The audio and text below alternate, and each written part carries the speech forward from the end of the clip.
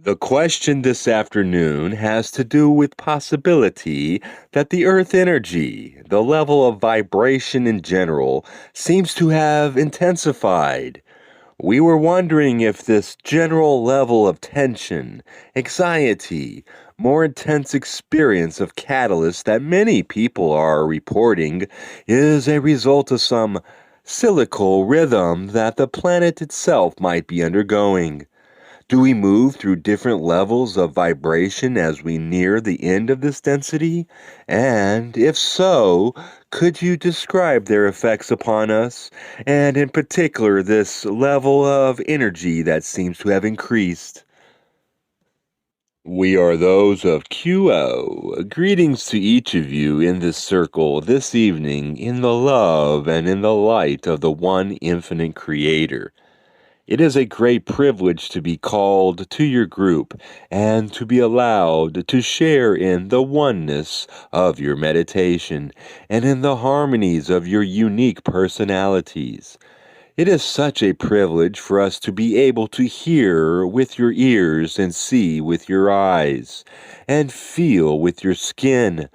To remember so graphically just precisely how persuasive this third density illusion and how courageous each entity is in attempting to see through all the illusion that which is beyond this illusion. We are aware that you wish us to speak upon the signs of the times. We would preface this response by two things. Firstly, we ask each to remember that we are not all wise or all knowing and are perfectly capable of error. We ask each to listen with discrimination and to allow no authority but the authority of one's own response of recognition to be the way of acceptance of any of our thoughts which we share. Secondly, although we shall speak to some extent upon the specific question which has been brought forward, the particular information which is sought within the strict confines of that query are relatively unimportant. And it is in looking beyond the measurable and noticeable phenomena of the mundane illusion that one may begin to take a more spacious point of view. Thusly, as we answer this question, we shall attempt to be clear, but that which we speak of, which may seem to be an extrapolation beyond the information required, is given because of our feeling that these extrapolations are, in the end, more helpful than information having to do with phenomena. There are several elements which are producing the noticeable changing of consciousness within all of your planetary cultures at this time. The first is that the living entity upon which you enjoy incarnation, that which you call Mother Earth, and which this instrument calls Grandmother, is cycling and circling along with the entire solar system or galaxy of your star and its planets, moving as a whole into previously uninhabited space-time. This is indeed that which is at the heart of the so-called New Age. Not the challenges within the entities, but the challenges in the environment of these entities. It is precisely time within your illusion for this planet to cycle into a portion of space-time, which is more densely populated with what we would call illimitable or non-limitable light, or the light of the Creator. This cycle has already begun, and the planet is, shall we say, most pregnant with its own birth into this new portion of the space-time illusion, which supports the incarnational experiences of all sparks or portions of the Creator, which have been outflung into illusion in order to gain in experience and learning and make ever more clear to the Creator the vast and yet simple nature of the Creator. Thusly, each upon this planet is responding without being aware of it to an increasingly variant vibratory rate, which is the steady state of the space-time which shall be the appropriate environment of positively oriented fourth density entities. A second contributing factor to this perceived intensification of both light and darkness is due to the instinctual awareness of each creature upon this sphere to the changing environment. To many, it has been as sparks of hope and light that, because of the changing and intensifying amount of light available, causes those who are preparing for this light to feel energized by the increasing richness of the metaphysical environment, much as the physical vehicle which carries your consciousness about would be gratified to breathe a richer mixture of oxygen in the atmosphere.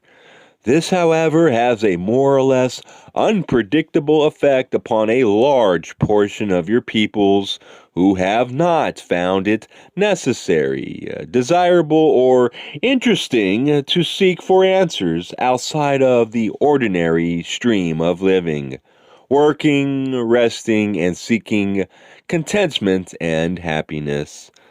These entities who have not polarized are, in the main, unpredictably uncomfortable and at other times unpredictably energized by these vibrations, which are not measurable except in terms of subatomic particular anomalies by instrumentation of your scientist.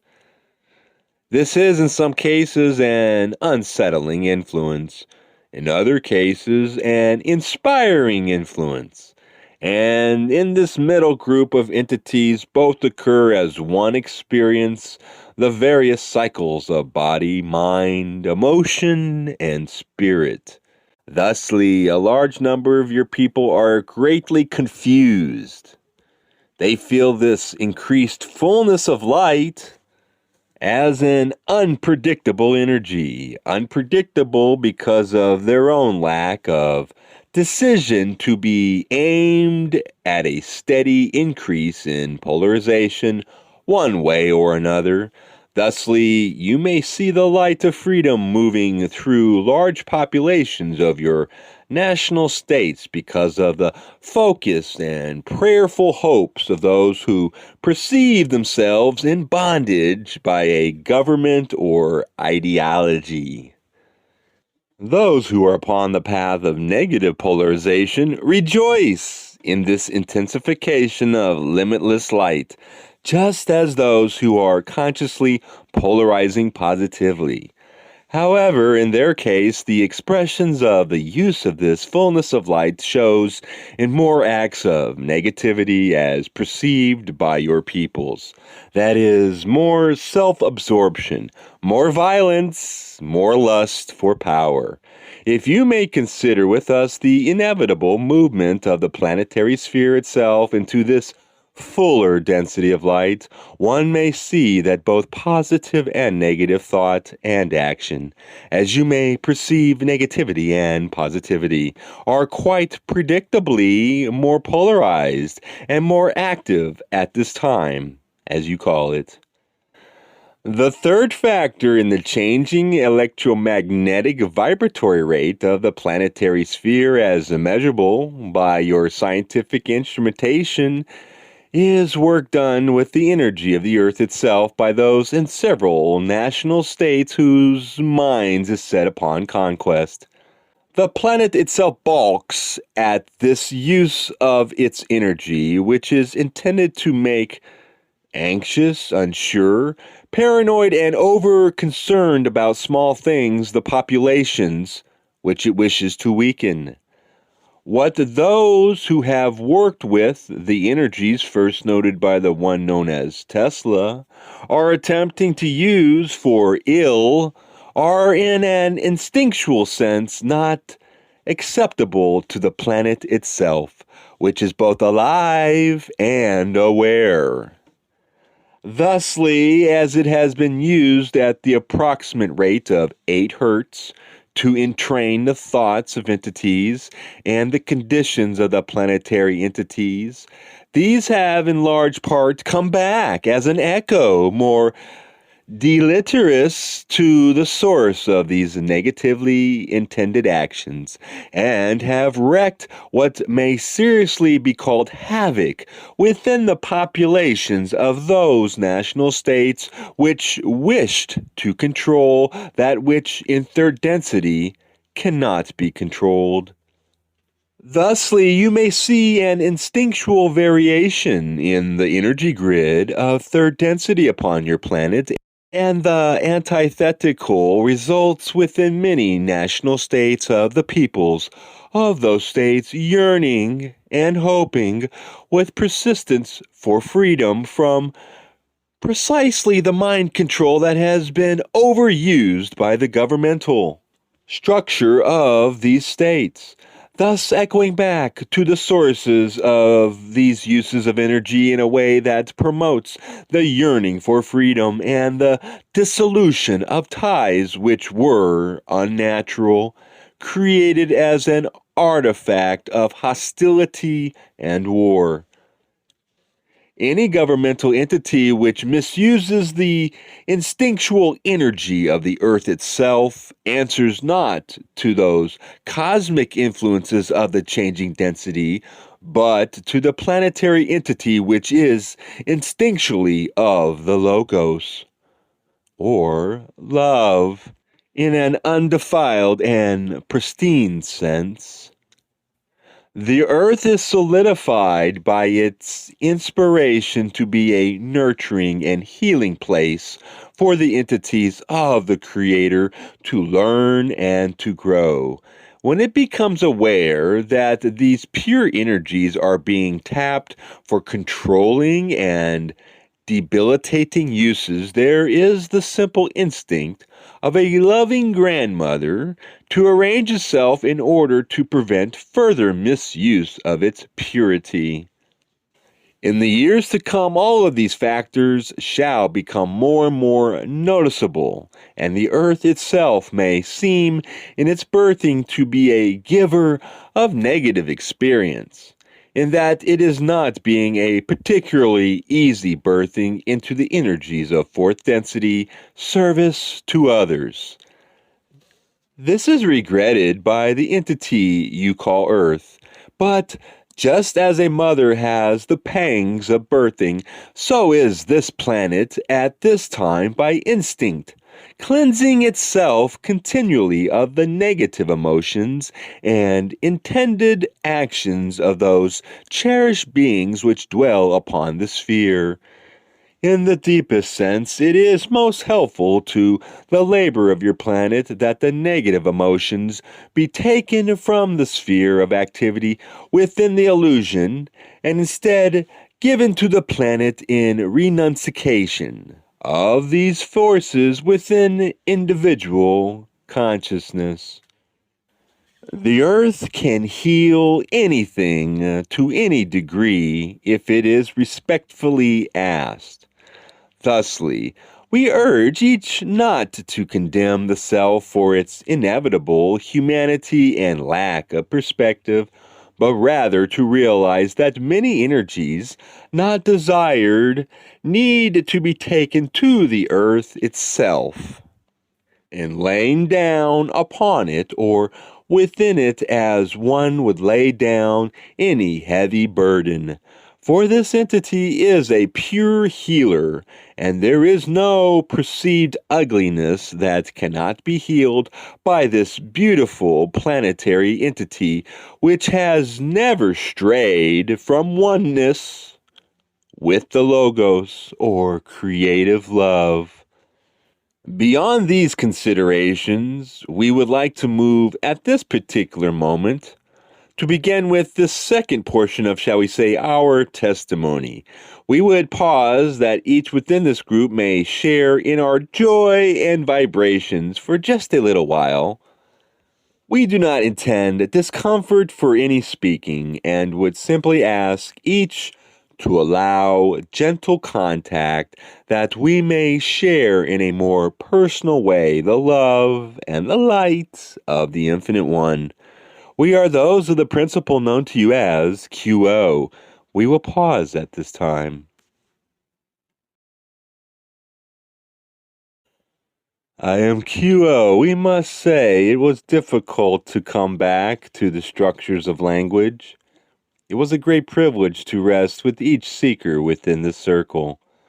We are greeting each again in the love and light, and would speak to some extent to those things which, while connected to considerations of changing electromagnetic properties of the planetary entity, are at the heart those things which are concerned with the actions of those selves who wish to aid themselves and others as this process takes place in the most efficient way. You each have seen in your experience that often the beautiful entity is an humble entity, one which is obscure. However, there are also many within the public cynosure which, with all of their hearts, also live the life of one who wishes to do the good deed, share the felt love, the subjectively perceived light which is within them. Thusly, we urge each more and more to monitor the self, not simply in behavior or even thought, but in the basic intentions and hopes of the inner self. The third density illusion is one created to maximize the impact of pain, suffering, and other seemingly negative distortions. This illusion does not grip your planet, except insofar as the entities turn away from the intention to polarize towards the beautiful, good, and true, which are qualities largely unperceivable within the illusion. Insofar as entities fail to keep the light of hope alive, the basic vibration of negativity is allowed to vibrate through the planetary entity, which then, in order to heal these energies, will express the fever, the symptoms of healing disease, the efflux of, shall we say, the planetary influenza brought into the earth itself by the unrecognized germs of hopelessness and helplessness which the entity whose hope has failed will place within the earth. Your peoples are for the greater part unaware that they have given the planet this fever and ache. Consequently, they cannot aid in the healing which would be desired if they realize the power of thought. Your positively oriented entities focus upon the perceived physical damage done to the planet. However, it is very slight damage, although it looks considerable to the citizens of its surface, compared to the damage done by those who have lost their hope and therefore their ability to exist as loving creatures aware of their power. In essence, we urge each who cares for the planet to reckon with their personal power. Far from being powerless, each entity has access to great amounts of power for weal or for woe. All good entities which wring their hands and pass the judgment upon those who do not appreciate their beautiful environment are damaging the planets in a metaphysical sense by losing hope in the healing of the Earth sphere. What these positive entities do not realize is that the illusion is the illusion, is the illusion, is the illusion. It will continue to provide possibilities for catalysts. It itself is not in difficulty. It mirrors the lack of hope and feeling of powerlessness of positive entities in a more damaging way than all of the environmental obscenities practiced by those who are insensitive to living in harmony with nature. And we will close this beginning message with the plea to each positive entity to realize the environmental pollution is not nearly as serious as illness to the planetary entity of Grandmother Earth as the lack and increasing lack of certainty among these positive entities that all is well and all shall be well, not in the illusion, but in the reality, relatively speaking, of the imperishable fields of consciousness that each of you is with relation to the imperishable spirit of unconditional and creative love that is the metaphysical planetary entity. It is good not to pollute the streams and forests of your planet, but this is within the illusion, and you shall come and you shall go. However, outside of illusion, both the logos of the planetary entity and of yourselves lie in potential, mated, loving, faithful, and hopeful relationship. And if there is judgment in the attempts to heal the physical earth, then the judgment harms the metaphysical entity of your planet more than the attempts to teach the love of earth in a judgmental way could ever help. At this time, and with our apologies for speaking overly long, we would thank and leave this instrument in love and light and continue this working through the instrument of the one known as James. We are those of the principles of QO. We transfer now.